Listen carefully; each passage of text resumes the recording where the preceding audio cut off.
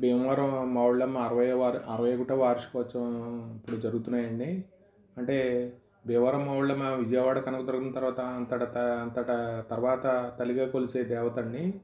ఇది 9 దశాబ్దాల కిందట భీమవరం అనే కుగ్రామంలో వెలిసిన అమ్మవారు విపరీతమైన ప్రజాదరణ పొందుతూ శక్తి స్వరూపిణిగా విలసిల్లుతూ విశిష్ట రూపం దేవతలో మరెవరికి కానరాని రూపం అండి.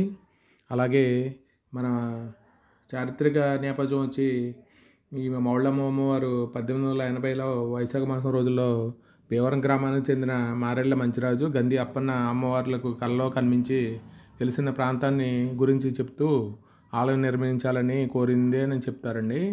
అక్కడే అమ్మ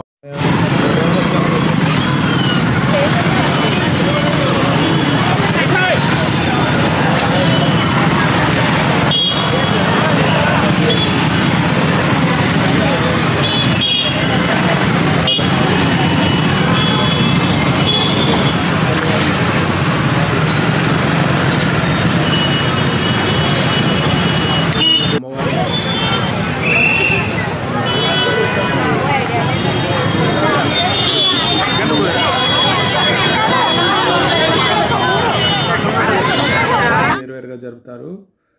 అమ్మవారికి అర్చకుడిగా ఒక రజకుడు ఉండేవాడు. అందువలన రజక సంఘం ఆధ్వర్యంలోనూ ఒకసారి, పండ్ల పూల వర్తక సంఘం ఆధ్వర్యంలో ఒకసారి ఉత్సవాలు జరుగుతాయండి.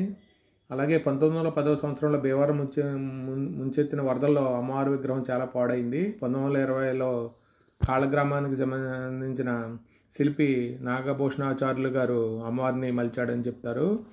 అక్కడ విగ్రహం భీకర రూపంలో ఉన్నందున గంధి అప్పారావు అనే శిల్పి విగ్రహాన్ని శాంతి స్వరూపునిగా తీర్చిదిద్దాడని అంటారండి. అలాగే ఆలయం విశిష్టత వచ్చి గర్భాలయానికి ఇరువైపులా గౌతమ బుద్ధుని, రామకృష్ణ పరమహంస విగ్రహాలు ఉండడం ఇది ప్రత్యేకత. అలాగే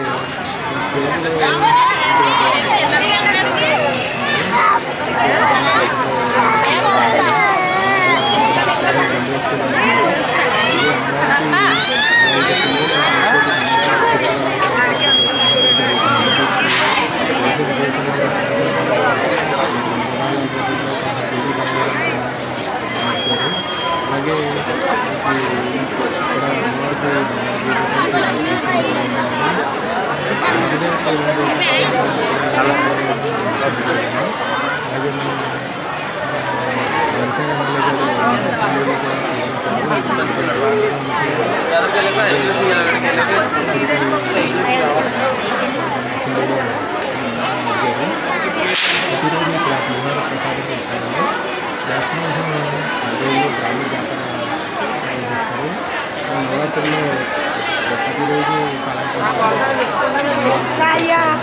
అలాగే ప్రతి ఏడు జనవరి 13 నుంచి ఉత్సవ కమిటీ ఆధ్వర్యంలో 40 రోజుల పాటు ఉత్సవాలు జరుగుతాయి. ఈ సందర్భంగా సాంస్కృతిక కార్యక్రమాలు జరుపుతారు. ఉత్సవాల చివరి రోజుల్లో అమ్మవారిని అష్టలక్ష్ములుగా అలంకరించి పూజిస్తారు. చివరి రోజున వేలాది మంది భక్తులకు అన్నదాన కార్యక్రమం కూడా జరుగుతుందండి. ఇది ఈ క్షేత్రం వచ్చి మన ఏలూరుకి 90 కిలోమీటర్ దూరంలో ఉన్న భీమవరంలో ఉందండి. ఇది మన క్షేత్రము, అమ్మవారి క్షేత్రము. అలాగే ఇక్కడ మావుళ్ళమ్మవారు శాంతి స్వరూపిణిగా కొలువై ఉన్నారు. ఉగ్ర రూపిణిగా ఉండే అమ్మవారిని చూసేందుకు భయపడే విధంగా ఉండే అమ్మవారిని అనేక సార్లు మార్చుకుంటూ ఇప్పటికి ఇలాగ రూపం తీసుకొచ్చారని అంటారండి. అలాగే కాళగ్రామానికి చెందిన మన నాగభూషణాచార్యులు గారు ఈ శిల్పి కింద మనకి చెక్కారండి. ఇక్కడ మనకి ఈ ఈ జనవరి 13 నుంచి జరిగే ఉత్సవాల్లో అన్ని రకాల మనకి ఏ వస్తువు అయినా ఇక్కడ దొరుకుతుంది. అలాగే ఉత్సవ విశేషాలు ఏంటంటే ఇక్కడ ముఖ్యమైన అంతరించబోతున్న కళలను ఆదరిస్తున్న వారికి హరికథ ప్రదర్శనలు, కోలాట భజనలు, సంగీతం, అలాగే కచేరీలు, పురాణ ప్రవచనాలు, కంజరి కథలు అన్ని ప్రదర్శనలు ఉంటాయండి. ఉత్సవాలకి ఎప్పటికప్పుడు వ్యయం పెరుగుతూనే ఉంటుంది. ప్రస్తుత లెక్కల ప్రకారం 40 లక్షల నుంచి 50 లక్షల వరకు అవుతుందండి ఇప్పుడు వరకు. అలాగే మనకి ఉత్సవాల్లో సన్మానం పొందిన సినీ నటులను కూడా ఇక్కడ మనకి సత్కరిస్తారండి. అలాగే ఎస్వి రంగారావు, కైకేల సత్యనారాయణ, అక్కినేని నాగేశ్వరరావు, కాంతారావు, గుమ్మడి వెంకటేశ్వరరావు, పద్మనాభం, నూతన ప్రసాద్, శ్రీకాంత్, ఊహ, అలాగే రాజశేఖర్, జీవిత, శ్రీహరి, శాంతి, సుమన్, అలాగే వివి వినాయక్ని వాళ్ళందరినీ మనకి సత్కరించుకున్నారండి. మనకి అలాగే బంగారు కంకణంతో సత్కరించారు. ఇక్కడ లైటింగ్ అది చూస్తే మనకి కళ్ళు మిరుగుట్లు తెల్ల కాంతులతో ఉంటుందండి, కాంతులతో. ఇక్కడ అంటే మనకి మనకి ఇది జనవరి 13 నుంచి ఒక 40 రోజుల పాటు జరుగుతుంది కాబట్టి మనకి సమాజంలో ఈ నాటక కళను మనం బయట పడనివ్వకుండా నాటక కళాకారులను కూడా ప్రోత్సహిస్తారు. అలాగే ఇక్కడ అమ్మాని అనే 33 సంవత్సరాలుగా హరికథా కాలక్షేపం చేస్తుందండి ఇక్కడ. అలాగే మనకి భీమవరంలో ఈ మౌళ్ళమ్మవారి ఉత్సవాలు ఘనంగా ఉంటాయండి. అలాగే మనకి ఇక్కడ దొరకని వస్తువు అంటూ ఉండదు. ఈ ఉత్సవాల్లో అందరూ ఇక్కడ మామూలుగా మన తీర్థంలో అంటే మన పల్లెటూరులో జరిగే తీర్థంలాగా ఇక్కడ అన్ని వస్తువులు దొరుకుతాయి కాబట్టి ఇక్కడ ఉత్సవంలాగా వచ్చి ప్రతిరోజు తీర్థంలా ఉంటుందండి. ఇక్కడ ఈ 40 రోజులు కూడా మనకి తీర్థంలా ఉంటుంది. అలాగే ఈ లైటింగ్ కూడా దానికి మనకి అంటే ఎక్కువగా వెచ్చిస్తారని లైటింగ్కి ఇక్కడ. ఈ మావుళ్ళమ్మ అమ్మవారి లైటింగ్ అంటేనే ప్రత్యేక ఆకర్షణగా నిలుస్తుంది. ఇక్కడ అంటే ఇక్కడ వస్త్ర దుకాణాలు మొత్తం అన్ని కొట్లు ఇక్కడ మనకి ఈ రోడ్లోనే ఉండటం వల్ల చాలా కళాత్మకంగా కూడా ఉంటుంది. అలాగే కొన్ని కళారూపములు కూడా ఇక్కడ మనకి పెట్టారండి. ఇక్కడ మనకి పక్కన అలాగే అంటే గుడి దగ్గరలో ఉన్న కళాత్మకమైన ప్రాంతంలో మనకి కళాత్మకమైన దృశ్యాలు కూడా ఉంటాయి. ఇక్కడ మనకి విపరీతమైన శని ఆదివారంలో విపరీతమైన రద్దీ ఉంటుంది. అంటే మొత్తం చుట్టుపక్కల గ్రామాల్లో నుంచి భీమవరం మండలం నుంచి ఎక్కువ మంది, మిగతా ప్రాంతాల నుంచి కూడా ఎక్కువ మంది వస్తూ ఉంటారు. కాబట్టి మీరు మావుళ్ళమ్మని దర్శించుకోండి. ఇది 61వ సంవత్సరం కాబట్టి మనకి ఇది వార్షికోత్సవం మనకి ఫిబ్రవరి 14 వరకు జరుగుతుందండి. అలాగే లాస్ట్ రోజు అన్నదాన కార్యక్రమం జరుగుతుంది. అన్నదాన కార్యక్రమంలో మనకి 1,00,000 మంది వరకు మనకి ఇక్కడ అన్నదాన కార్యక్రమం జరుగుతుంది. విపరీతమైన రద్దీ ఉంటుంది ఆ రోజుల్లో. ఆ రోజుల్లో అంటే మొత్తం కొట్లన్నీ మూసేసి అన్నదాన కార్యక్రమం జరుగుతుందండి. అలాగే ఇక్కడ మనకి దొరకని వస్తువు అంటూ ఉండదు. ఇక్కడ మనకి పల్లెటూరులో జరిగే వాతావరణం ఉంటుంది. ఇక్కడ మనకి భీమవరం మనకి జిల్లా అయినా కానీ మనకి పల్లెటూరు వాతావరణం ఇక్కడ తీర్థంలాగా ఉంటుంది. ఎక్కువ మంది విపరీతమైన రద్దీ ఉంటుంది. ఇక్కడ అన్ని వస్తువులు మనకి దొరుకుతాయి.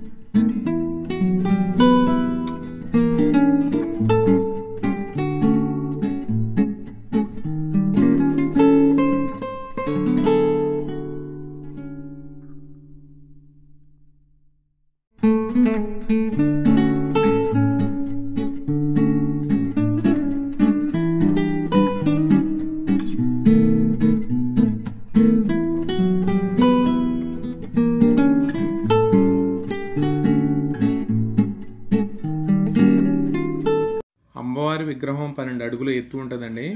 4 చేతుల్లో ఖడ్గము, త్రిశూలము, డమరుకము, కలశము ఉంటాయండి. అలాగే విశాలమైన కళ్ళుతో అత్యంత ఆకర్షణీయంగా దర్శనమిస్తుంది.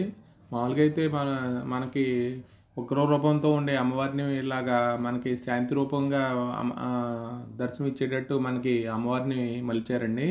అంటే ఫస్టు ఉన్నప్పుడు మనకి తొలినాళ్లలో విగ్రహం చాలా ఉగ్రరూపంగా ఉండేది.